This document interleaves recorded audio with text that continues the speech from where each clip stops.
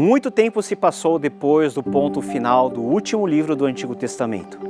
Com Malaquias e a promessa da vinda de um segundo Elias, mais de 4 séculos se passaram. Nesse grande ato temporal, Deus, o Criador e Senhor de Israel, não se revelou de forma verbal a mais ninguém. As profecias cessaram. Foram tempos de silêncio da revelação, mas não da ação de Deus em preparar o mundo para o clímax do enredo, da qual Ele mesmo é o redator e personagem principal.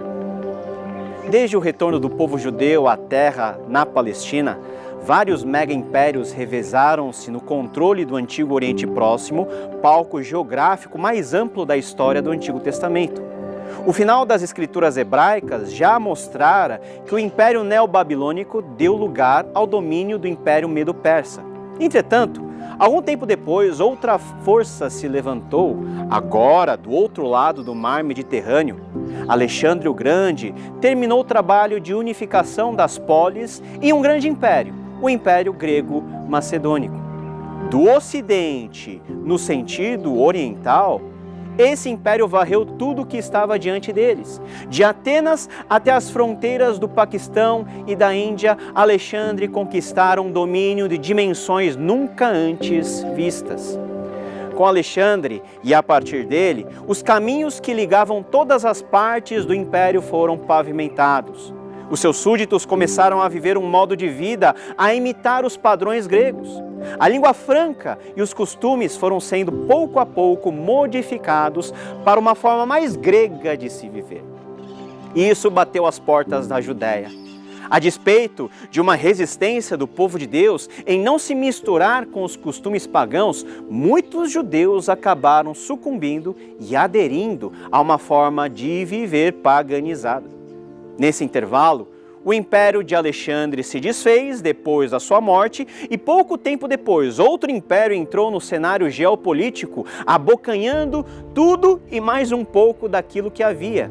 Eram os romanos, que fizeram do Mediterrâneo seu Mare Nostrum e o mundo banhado por suas águas em seu Imperium. Nesse tempo, houve uma mudança importante. A Roma, que era uma república, agora sob o governo de Otávio Augusto, transformou-se em um império governado pelo seu imperador, o César, o senhor de todo mundo, considerado Deus vivo e filho dos deuses. Foi nesse tempo que tudo aconteceu. Quando César Augusto era imperador, em uma pequena cidade, Belém, nasceu uma criança que mudaria a história. Cumprindo as expectativas dos antigos profetas, o Messias nasceu. Aquele que fora ungido por Deus para restaurar todas as coisas, finalmente veio ao mundo. Mas o Messias não veio de forma como muitos imaginavam que chegaria. Ao invés do suntuoso palácio real, nasceu de forma humilde, tão humilde que se achou junto aos animais e pastores, sendo por eles honrado como o Salvador. Esse menino era especial.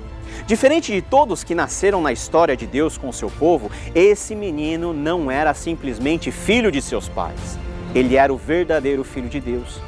O anjo que trouxe a notícia a um jovem descendente da família de Davi disse que a sua noiva, a virgem, daria à luz não somente a uma criança especial, mas sob uma condição inédita.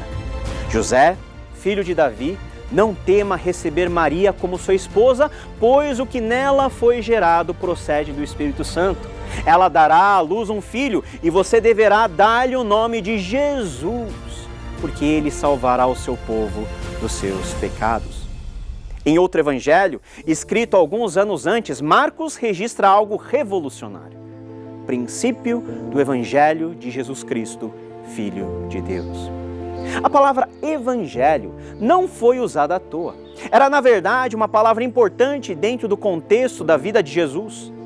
Essa palavra, que pode ser traduzida como boa notícia, consistia no anúncio que um arauto ou um emissário do próprio imperador fazia por todo o império com relação aos importantes acontecimentos de César, tais como as vitórias nas guerras ou o nascimento do seu herdeiro.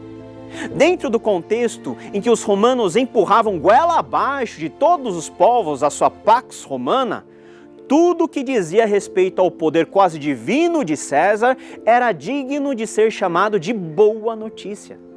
César era tido como aquele escolhido pelos deuses para trazer paz à terra. E na periferia do império nasce Jesus, chamado de Cristo. Cristo é a palavra grega que traduz Messias, ou seja, aquele que é ungido. Jesus nasce e esse relato é anunciado não por hostes militares sob o estandarte romano, mas por anjos a humildes pastores, por Gabriel a uma jovem virgem de Nazaré. O Evangelho era a notícia que o verdadeiro rei, o Senhor, havia chegado. Mas Jesus veio para quê? Paulo, depois de algumas décadas, organiza seu resumo do propósito da vinda de Jesus. Ele fala sobre o Evangelho de Deus, o qual foi prometido de antemão por meio dos seus profetas nas Sagradas Escrituras, acerca do seu filho, que como homem era descendente de Davi e que mediante o Espírito de Santidade foi declarado Filho de Deus com poder pela ressurreição dentre os mortos, Jesus Cristo, nosso Senhor. Por meio dele e por causa do seu nome, recebemos graça e apostolado para chamar dentre todas as nações um povo para a obediência que vem pela fé. Esse Evangelho não é mais uma filosofia que busca extrair do ser humano o seu melhor, não. Por outro lado, o Evangelho nos condena por jogar luz sobre nossa condição de miséria diante de Deus. Mas por outro lado, a mesma luz do Evangelho nos ilumina para um caminho diferente, quando passamos a olhar verdadeiramente para Deus. E essa obra de ajuste e conversão dos nossos passos é feita em Jesus Cristo. Em Cristo, temos a revelação definitiva do Evangelho de Deus, a saber que Jesus veio ao mundo, morreu pelos nossos pecados na cruz do Calvário, ressuscitou ao terceiro dia, subiu aos céus e chamou um povo que, uma vez justificado pelo seu sangue, fosse obediente à sua vontade e vivesse a experiência mais transformadora de todas, seguir o Senhor Jesus Cristo. Jesus veio ao mundo e viveu 30 anos como um ser humano aparentemente normal. Entretanto, quando chegou o seu tempo, ele foi batizado por João, ungido pelo Espírito Santo e iniciou 3 anos de ministério pregando o Evangelho e mostrando por meio de sinais e maravilhas o poder de Deus manifesto na boa notícia da sua vinda. Jesus chamou para si 12 homens e por quase 3 anos os ensinou que Ele era o caminho, a verdade e a vida, sem o qual ninguém veria o Pai. Em outras palavras, o caminho pavimentado pelo Antigo Testamento agora recebia o Filho de Deus, que como verdadeiro homem e verdadeiro Deus, pisou em nosso mundo, vestiu nossas roupas, entrou na nossa história para nos redimir e nos libertar do jugo do pecado, daquele pecado que lá atrás nossos primeiros pais cometeram e que somos submetidos à escravidão. Jesus fez isso morrendo na cruz por nós.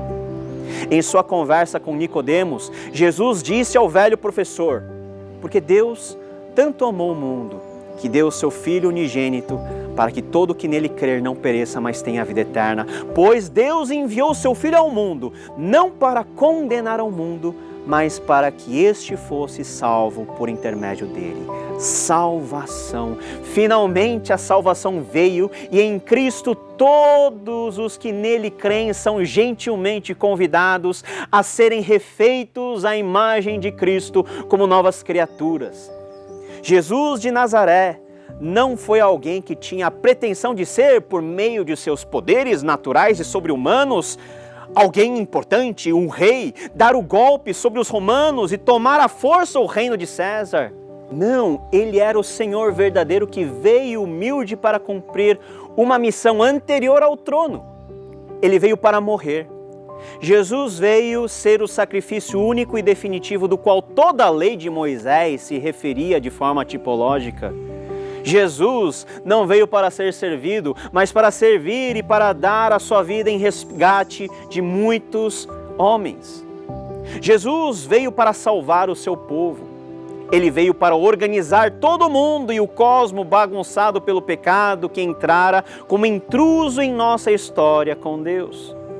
Mais uma vez, o apóstolo Paulo usa uma imagem poderosa para descrever isso.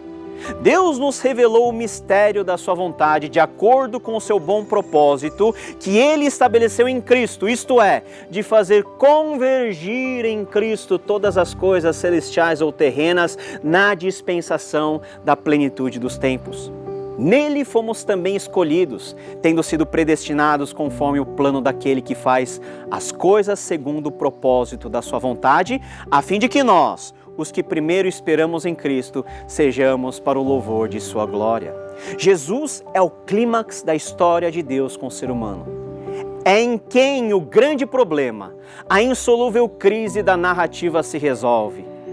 Aquilo que por meio do nosso esforço não poderíamos resolver, ou seja, nosso pecado e a alienação em relação a Deus, Cristo veio assumindo em si nossos pecados e pagando a nossa conta diante do Deus Pai.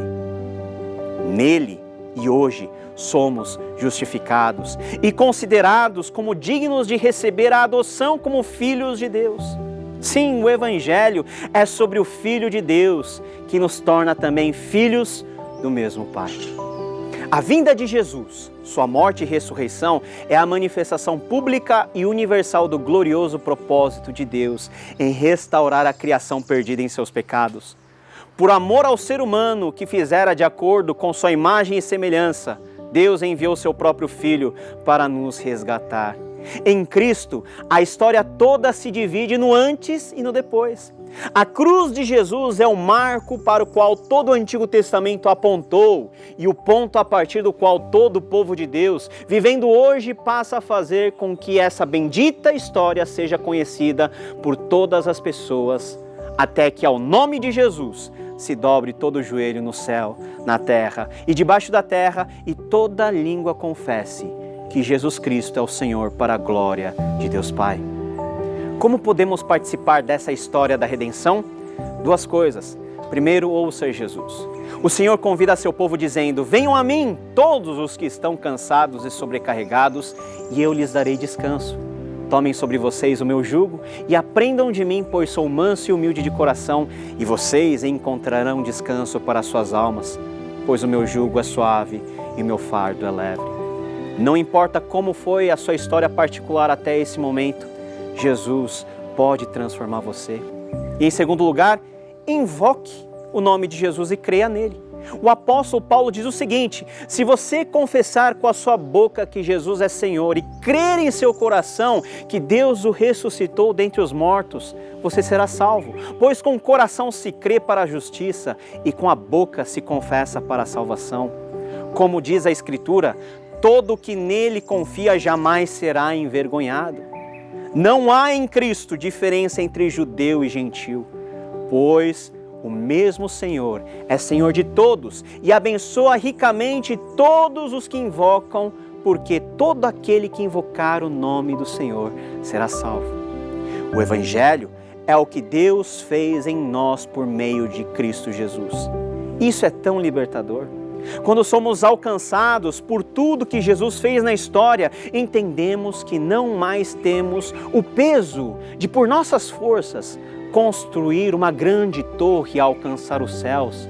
Não mais temos a penosa responsabilidade de assumir as rédeas de uma existência indomável. Não, em Cristo, ao participarmos de sua história, ao deixarmos que Ele viva em nós, podemos viver em simples obediência. Cristo nos aceitou e nos reconciliou com o Pai para que pudéssemos hoje viver como novas criaturas, não mais manchadas pelo que aconteceu no Éden, mas eternamente marcados pelo sangue puríssimo derramado no Calvário.